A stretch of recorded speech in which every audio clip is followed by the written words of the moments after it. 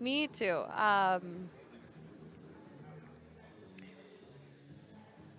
Just setting everything up here. So let's talk about our next matchup. We have Team GB WestChase Okay. versus Team Dragon Squad. Yes. Team Dragon Squad is coming in. Now from Team Dragon Squad, we have Chris McCate, Yes. Michael John, and Joshua Squires. Makate being a two-time NCAA division wrestler, An All-American champion. right? He's just an amazing dude. I want to see him compete today. Excited to see this. Michael John, good Lord, right? Out of 10 Planet Orange. All Orange County dudes. I love that. Are they all Orange County dudes? Yes, yes. And Joshua Squires out of Russ Mura BJJ. And I know Makate also trains with Russ Mura. Oh, okay. So he's Tell me a little bit about that academy. What are they known Great for? academy. That's the old. It came from originally what was known as Apex Jiu-Jitsu Academy, early 2000s. Jeremy Lin, UFC fighter. Jeremy passed away, and Adam Lin, Russ Mura, Tracy Hess all carried the flag under the name Subfighter, which was a podcast at that time. So they used it for Jiu-Jitsu and MMA. Wow. And that school exists today for Subfighter MMA with Adam Lin, Subfighter in Seal Beach with Tracy Hess, and then Russ Mura has just branched off to Russ Mura BJJ. But he So has now we Subfighter roots. have coming up onto the mat Team GB WestChase, and we have Pedro Mourinho, Bruno Matias, and Servando Almares. These guys are here in Houston. Houston, yes. WestChase, Houston. Not too far from us, an hour away. Home team advantage. And Body Core representing, rather, Dragon Squad representing Body Core, their sponsor today. And Body Core is a commercial fitness company. They custom make gyms for the home. Gyms. Yes. Wow, that's yes. cool. Body Core with a K. Look them up, bodycore.com. Check them out on Instagram and Facebook. Looks like Team GB GB has got the decision.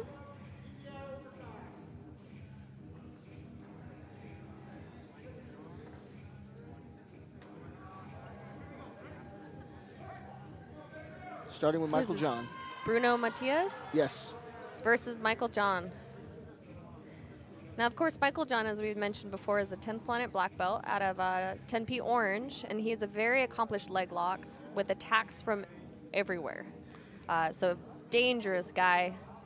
12 MMA fights in his background, Michael Does John. he really? People don't realize that, but yes, he was an MMA fighter before he was, Heavy into the jiu-jitsu? before he made himself what he is in the jiu-jitsu game, which is really well known now.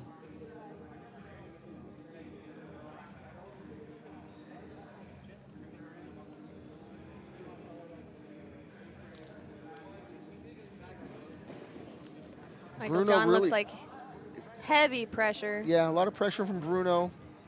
Looks like he's really going for the neck, looking for a setup. But Michael Is it John, Bruno or Pedro? Oh, it might be Pedro. You're right. Pedro. I apologize, Pedro. Anybody watching on the Facebook Yeah. feed, could you give us some insight? Yeah, we got people your watching. teammates? We got Benjamin Muntin. We got Kristen Davis, Anita Reddick, Heavy pressure by Team GB. Juan Silva. Got 10P on there. Thank you guys for watching.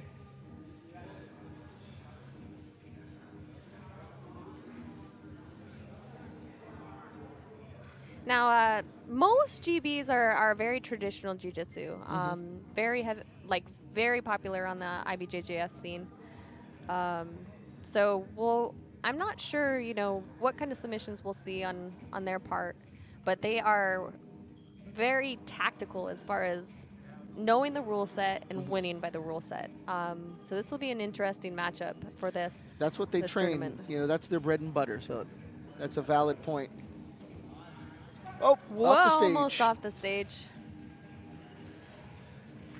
Resetting in the middle. Great catch by Josh Squires. Save the day.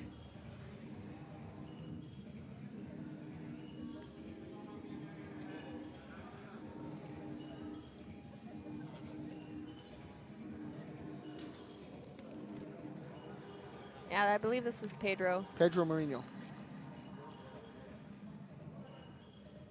So Pedro is an 80cc vet. He's a 2-time IBJJF world champion and a fight-to-win vet. Third coast grappling. He does have quite a bit of wrestling, as we've seen. Michael John back on his back under that heavy pressure of Pedro. Looks like Pedro might be swimming in for, set up either a north-south choke. He might have a hold of an arm. I can't see from this. Oh, there we go. Michael John is blocking his arm. But you'll see Pedro's arm is wrapped on the opposite side of his head, is kind of curling over and grabbing a hold of the opposite shoulder.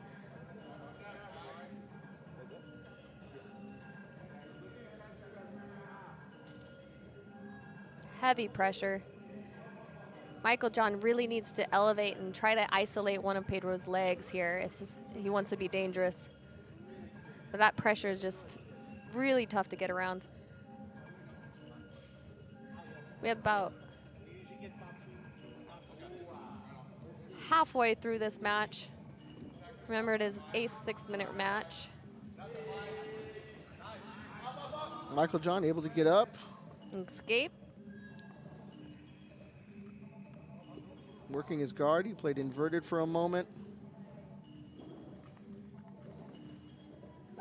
Getting close to the edge.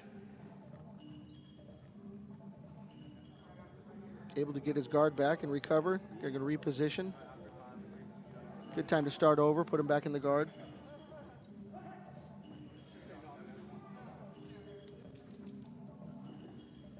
Michael John needs to start attacking.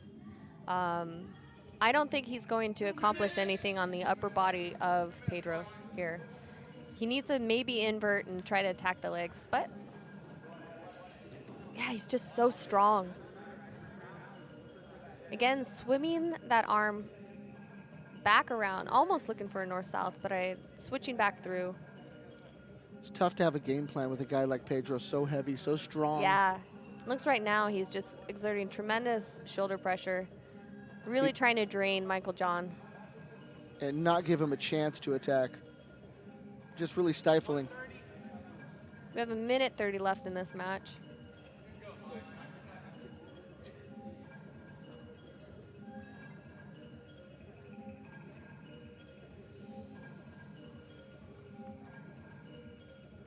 Now, GB had the decision, so if Pedro isn't able to submit Michael John in regulation, Team Dragon Squad gets the overtime decision. And so they'll decide whether or not to do EBI rules or takedown, which, knowing Michael John, it's going to be an EBI rules decision. All those 10th Planet guys really practice EBI rules extensively, really well versed in it. That was displayed by Ruben so well. Yeah. Oh, beautifully. That was great execution. He didn't rush it. Nope. He's very methodical. We have 30 seconds. Michael John shooting for that double leg.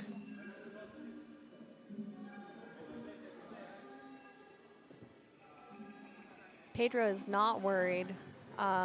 He's going to let the time expire, it looks like. He's not in any rush to get a submission here. We have 10 seconds, and this will be going to overtime. Tough round.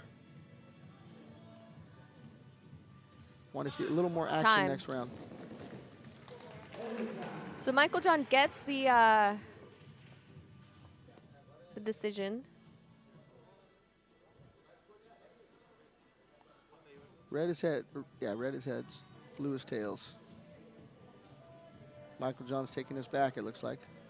Wow, that's an interesting decision. I think if I were going against a larger competitor, I might go for the arm.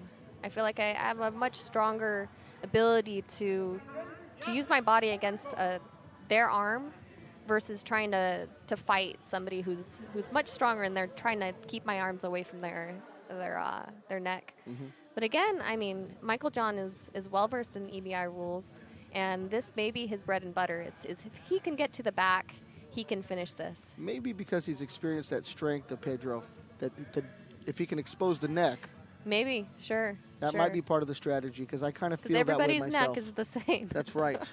No matter what physique you have, the neck is always. Michael John has a body lock on, which is an excellent strategy for EBI rule Sure. set because To ride. if you ride time. If you do not get the submission, then you're able to keep your opponent in that position for a longer duration of time.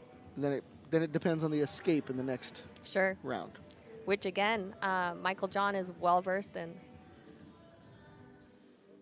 Still attacking that neck, but Pedro's doing a very good job of keeping Michael John's arm away from his neck. And as we've already seen, Pedro is really strong. Yes, yes. Maybe it was that ride time that Michael John was actually strategizing, knowing that he could put that body lock on. Possibly, yeah. And that would be the best strategy here. I like that. I like the way he's shooting his arm in for that choke. Keeping Pedro on the defensive. But again, even if Michael John's able to isolate one of Pedro's arms, his other arm is just ridiculously strong. Sure. He's doing a really good job of keeping Michael John from his neck. Not really making any effort towards escaping. So we might, 20 seconds left in this overtime, we'll see the full ride time on this. And if Michael John is able to escape faster, then he will be winning this match. But again, that depends on whether or not he can escape a submission attempt by Pedro. That's it, a full 2 minutes, like you said. Woo. Ride time. It's a lot of time. Pedro has the back. He's got quite the cheering crowd in the audience. He's got that local people crowd. You know, they're coming out for him. WestChase. Gracie Baja WestChase. I think Pedro's strategy here is if he can't get underneath Michael John's chin, he's just going to face crank him. Yeah, Yep. he's quite. He's a big guy, so yeah, he has that ability. Michael John to is put trying pressure. to turn his hips, turn his shoulders to the mat. Now, if he's able to turn and Pedro can't follow him, He's already and done it. he's He's got out. his back to the mat Yep. real quick, and that's the game changer right there. that is great strategy Yes. by Michael John. Not to mention how It's slippery only you get. a single single EBI round. Yeah. I think technical error by Yes. GB is it's not traditional EBI rules where you'd have 3 rounds, right? Sure. It's a single round of EBI overtime. So Michael John wins by overtime. I think that's 2 points for Team Dragon Squad. This is interesting. I wonder if this is part of the strategy to have Makate up next. He's a strong wrestler. Like both are wrestlers, Oh, this looks exciting. right? That's a cool matchup. Makate is facing Bruno Matias. No, Servando Amares. That's right. I like the way you said it, too. I'm going to go with that. I don't want to butcher it. Servando. Oh. Born and raised near the border. Really? I better pronounce things a little right. Wow, just strong snap downs by Makate.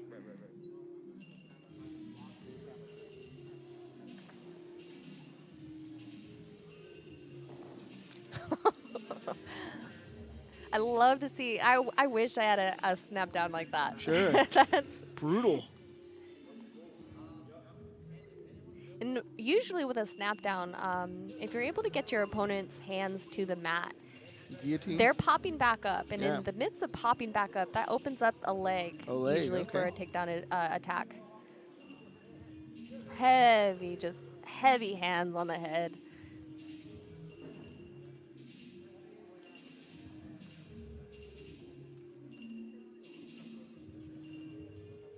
Makate might be looking for an exciting takedown.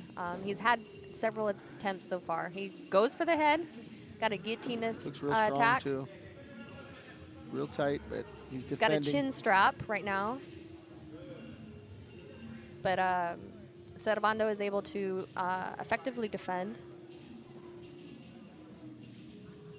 Strong base by Servando.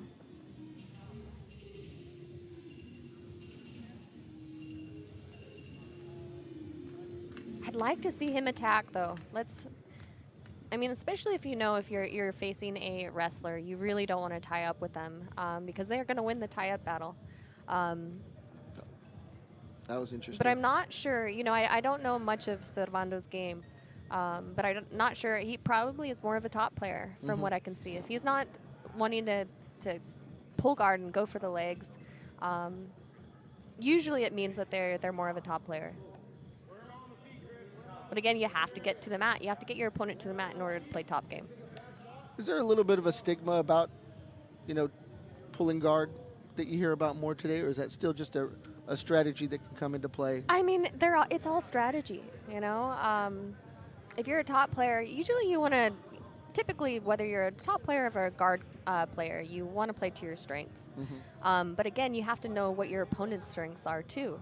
So if you know that your opponent is a aggressive top player, maybe you don't want to pull guard. Sure. You know, and with Makate, yeah, he's a wrestler. Usually, most wrestlers have really heavy top games. They're really dominant in the top game. When they transition to jiu-jitsu, they have to work on their guard game quite a bit. It's a discipline because it's against your nature to be on your back. So Servando, knowing Makate is an accomplished wrestler, probably doesn't want to pull guard. Sure. He doesn't want to be on bottom.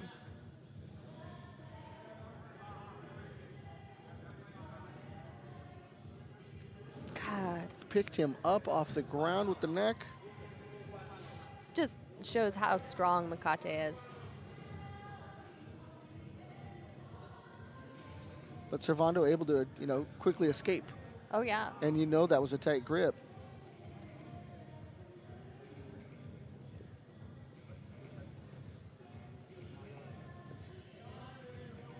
I'd like to see some more takedown attempts on behalf of Makate. I want to see what he has in his toolbox. I mean, he's grabbing the head now. It seems to be his bread and butter here. Is he tries to snap them down, get their head below his chest so that he can drive them to their knees, maybe get a chin strap guillotine on, or flip them over to his back.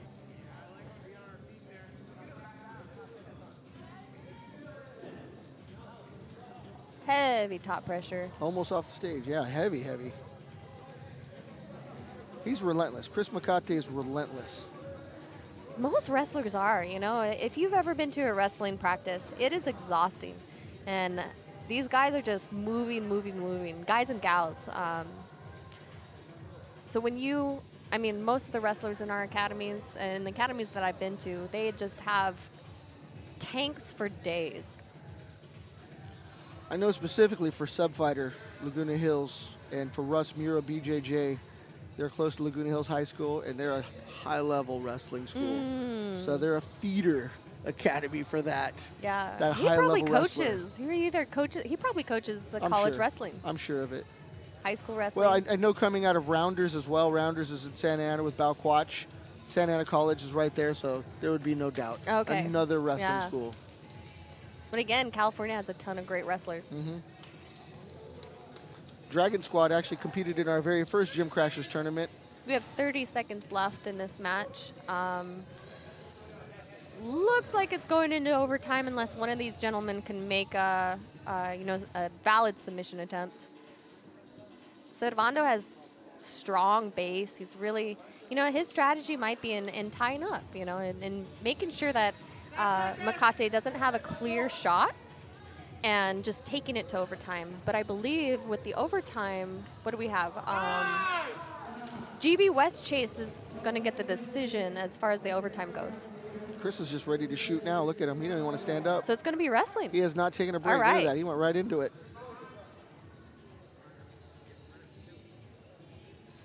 WestChase, That's Makate's amazing. forte.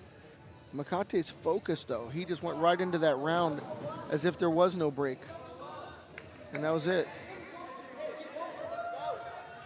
I don't know why they're looking at us. A little question about the guard. A little question about the decision or the overtime. I don't think so. I don't think he closed the guard. That's the question, whether he closed the guard or not.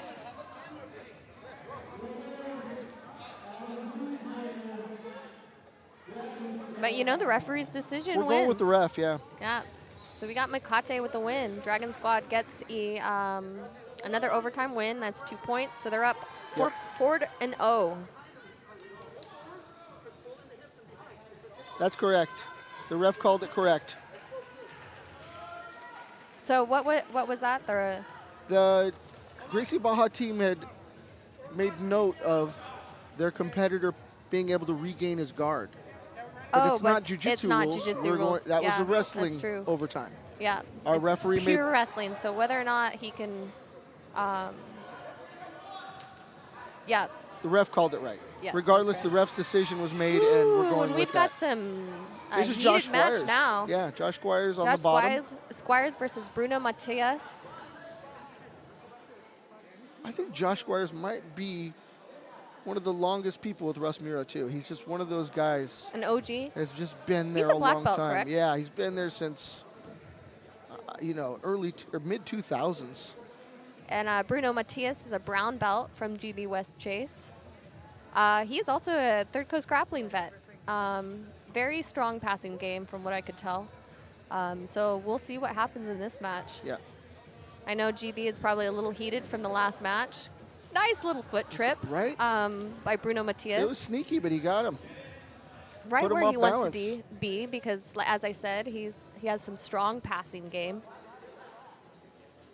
He's going to try to get to side control, get to mount, set up a submission from there. But Joshua Squires is keeping his feet exactly where they need to be. He's got excellent guard retention. I know he gets rounds in up at Costa Mesa 10th Planet, too. Oh, yeah? Yeah, just, open mat and stuff. They're so close. Yeah, Laguna Hills down yeah. the street, so. 10th Planet is pretty, open as far as cross-training goes, which is really nice. That's a wonderful development in jiu-jitsu because there was a time, well, I know I'm a little older, but when that wasn't encouraged, well, And so it's still, in some parts, it's still not encouraged. Yeah. That was the whole philosophy, if I might add, behind Gym Crashers. Because we started in the game when it wasn't encouraged, we wanted to know what it was like to train with other Bruno people. goes for a calf slicer to a back take. He might be trying to finish that calf slicer, but yep, he has a deep, but he needs to pull that. Josh so looking when to you survive. finish a calf slicer, you usually want the foot to be on the same side of the hip as you're slicing. So Joshua's keeping that foot perpendicular. Protecting it. Release the calf slice, but now He's got it loose. Bruno taking missed the the top. chance to go for the back. In change position now, Josh is on top, looking to pass. His coach, Russ Mura, was an MMA fighter. He went by the name Submission Magician. Oh wow, that's Yeah. That's a quite cool nickname. name. Just a great guy. I mean, a true Another samurai. calf slicer attempt on the part of, or this is more of a ham slicer. Ham sandwich, maybe?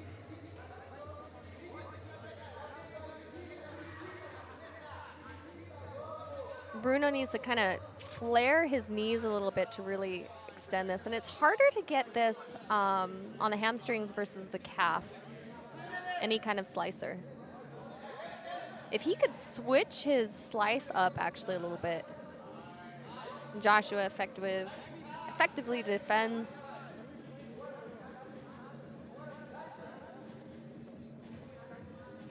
Bruno definitely the aggressor in this match. Yeah, I'd like to see Josh Ooh, attack one. He's Joshua got an gets ankle, and he's got it heel hook. right at that moment. Wow, that was fast. That's beautiful. Seems to be a little bit of a question by GB, but Josh is strong, too. He's just a strong dude. That was amazing. Exposed it and took it right then and there in 1 second. nice. Didn't get a Dragon chance to even Squad catch up. gets all 3 wins. Dragon Squad's got the Gym Crasher logo on the arm. I love that. Oh, they do? Yep. Nice. They actually competed in our very first tournament at our dojo in Norwalk, California.